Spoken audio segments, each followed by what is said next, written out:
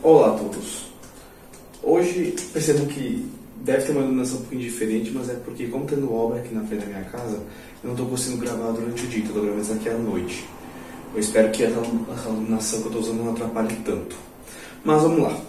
Na última aula, começamos a ver propriedades coligativas. Nós vimos ebulioscopia e vimos tonoscopia. Hoje a gente vai continuar esse assunto de propriedades coligativas.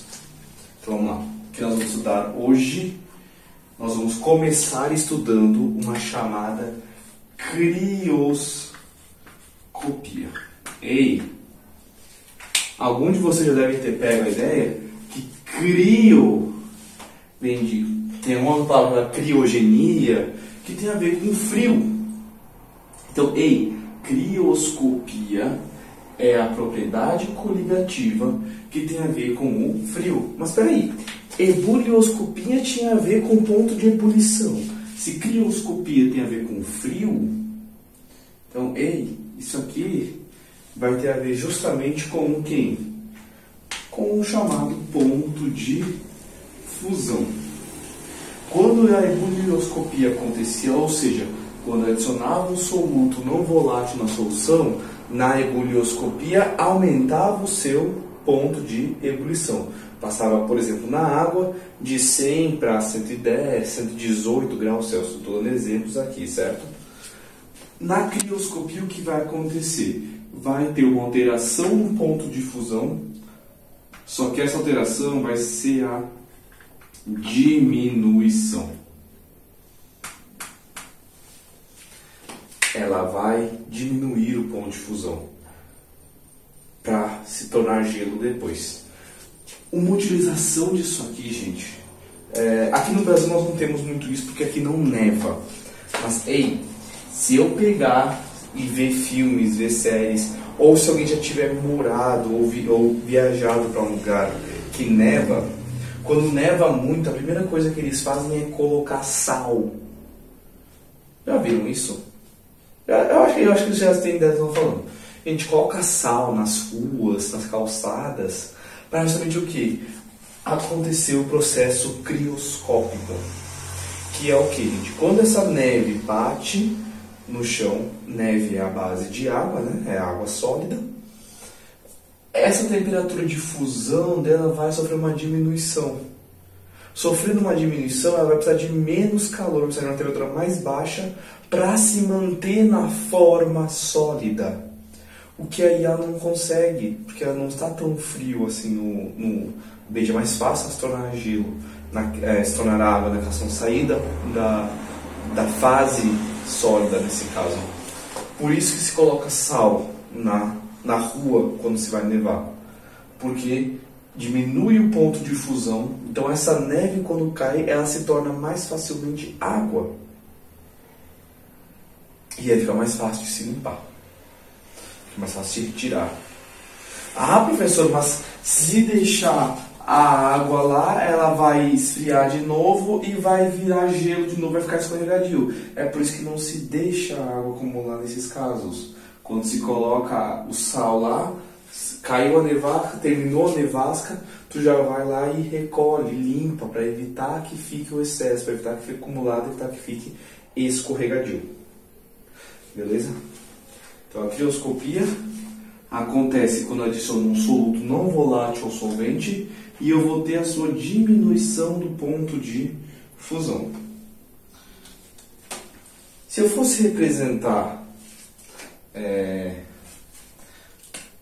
por um gráfico, como é que ficaria? Bem, em um gráfico, como é que ficaria? Bem, aqui eu tenho pressão por temperatura. Digamos assim, isso aqui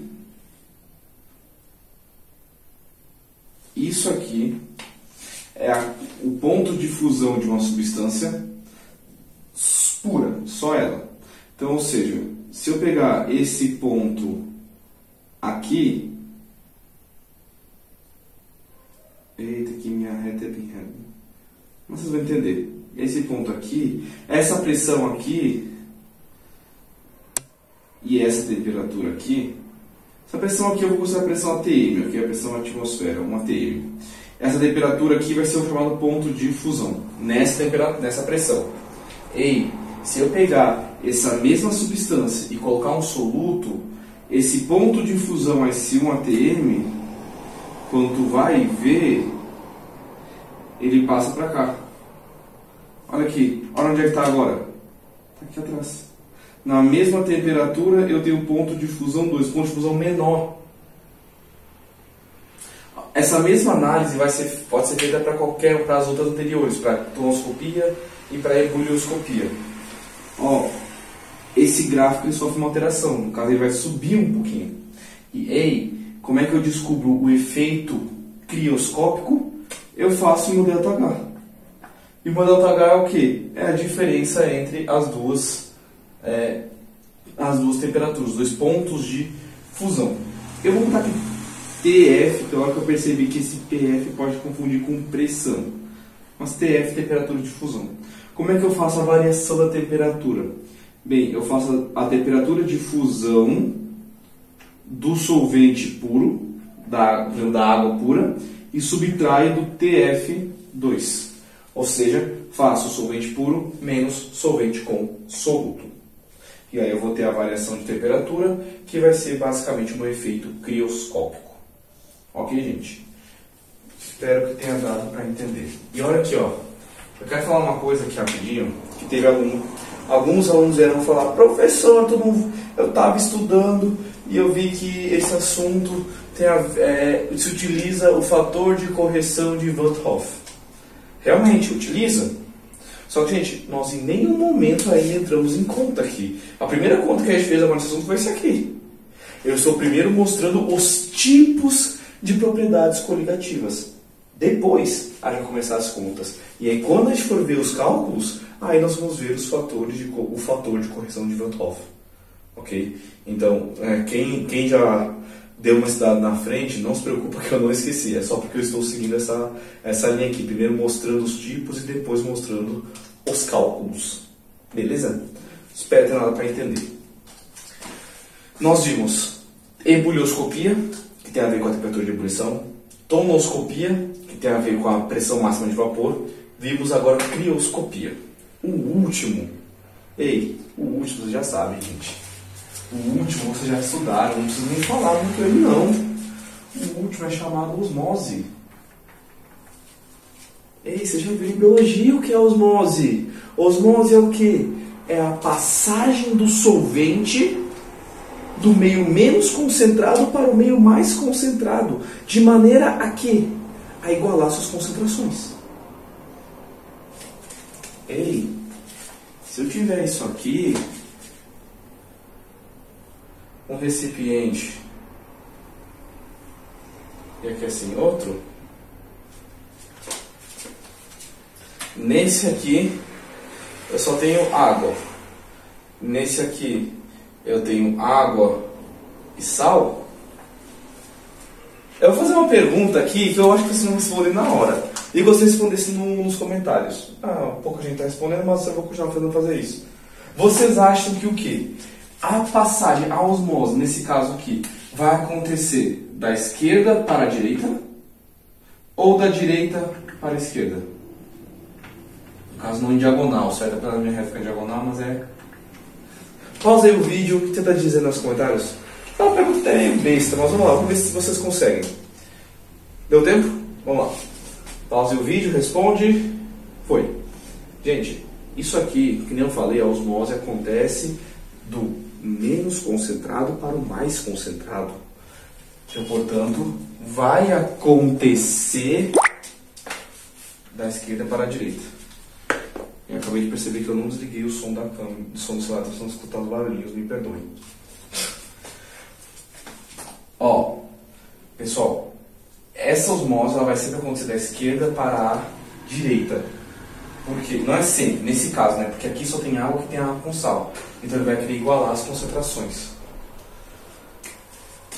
Pessoal, mas como é que eu vejo isso? Bem, nós estudamos que concentração, nesse caso aqui, nós podemos dizer que é o número de mol sobre volume, e nenhum sobre V, não é isso? E, tem uma maneira de calcular a pressão osmótica. Bem, vamos lá. Pressão osmótica, na osmose existe uma chamada pressão osmótica, que ela é o quê? Ela é a força que uma solução exerce para que tenha que ser, é uma força que tem que se aplicar numa solução, né? De maneira que ela impeça que a osmose aconteça. Por exemplo, aqui nós vimos que a osmose acontece da esquerda para a direita, beleza?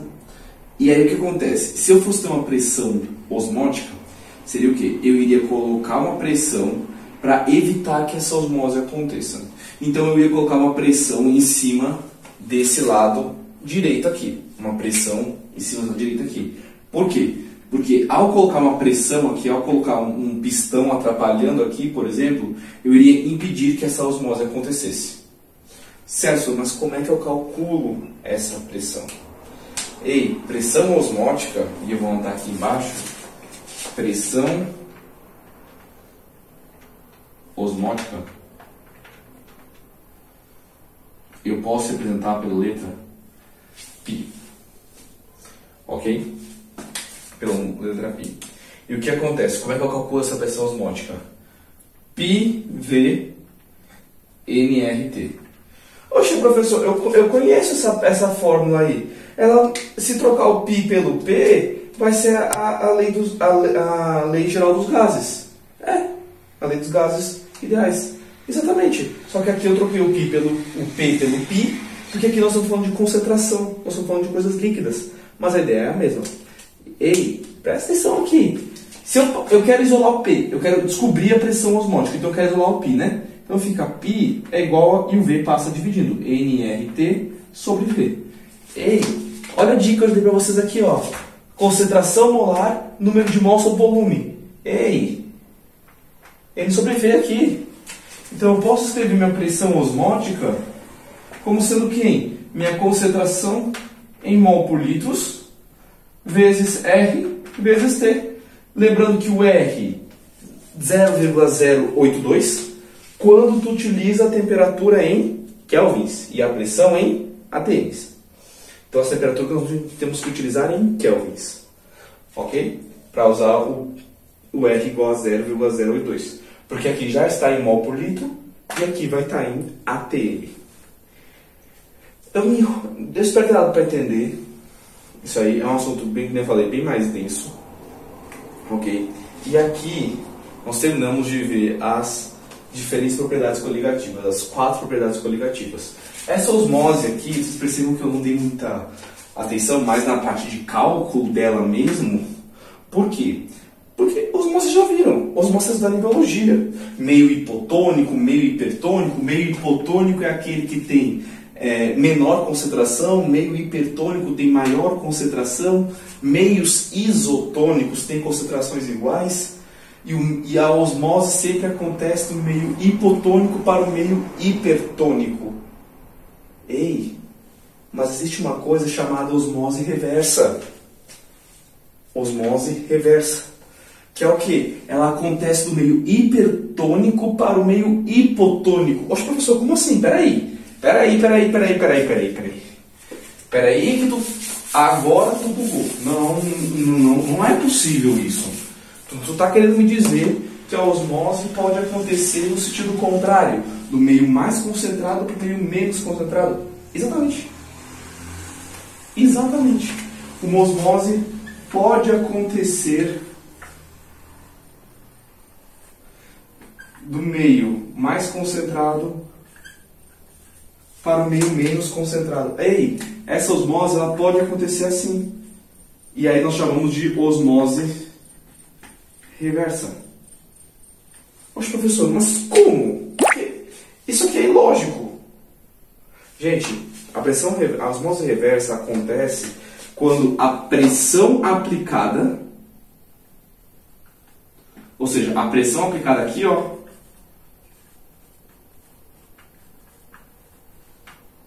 ela é maior do que a pressão osmótica. Quando eu calculei essa pressão aqui, ó, eu descobri um valor. Se eu botar uma pressão aqui maior do que essa pressão osmótica, eu vou estar forçando o processo da coisa de maneira reversa. Vou estar forçando a osmose reversa. Então tem que ter cuidado com isso, gente. Pode existir osmose reversa, mas só se essa pressão aplicada, essa pressão que eu colocar, essa força que eu colocar, ela ser maior do que a pressão osmótica. Beleza, pessoal? Eu vou parar por aqui, porque na próxima aula já vou começar os cálculos, e aí eu quero bastante atenção nos cálculos. Eu espero que tenham gostado. A gente se vê na próxima. Valeu. Fui!